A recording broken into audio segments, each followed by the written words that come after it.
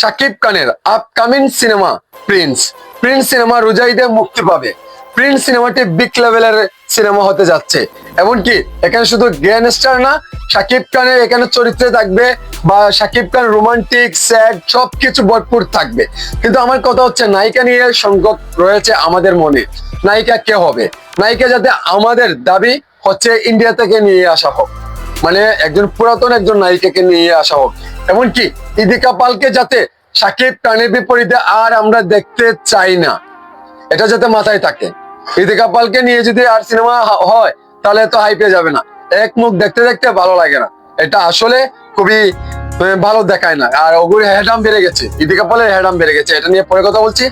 এখন প্রিন্স সিনেমার যে একের পর এক ফ্যানমেড পোস্টার মুহূর্তে নেট দুনিয়ায় ভাইরাল হচ্ছে, ভাইরে ভাই এত সুন্দর ভাবে নিখুঁত ভাবে অফিসিয়ালের কাছে হার মেনে যায় এইগুলো।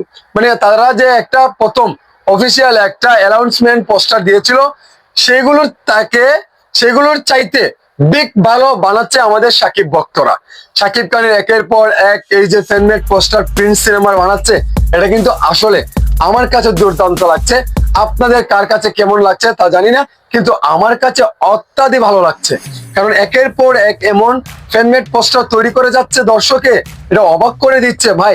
আমাদের দর্শকদেরও কিন্তু অনেক ট্যালেন্ট আছে ভাই, কি সুন্দরভাবে নিখুঁত ভাবে কাজ করেই যাচ্ছে। ফ্যানমেড পোস্টার এআই দিয়ে তৈরি করছে, আরো বিভিন্ন ভাবে তারা যেভাবে কাজ করে সেইভাবে করে যাচ্ছে। অ্যাপ্রিসিয়েট করছি, তাদেরকে অসংখ্য ধন্যবাদ দিচ্ছি। কারণ তাদেরকে ধন্যবাদ না দিলে নিজেকে ছোট মনে হচ্ছে।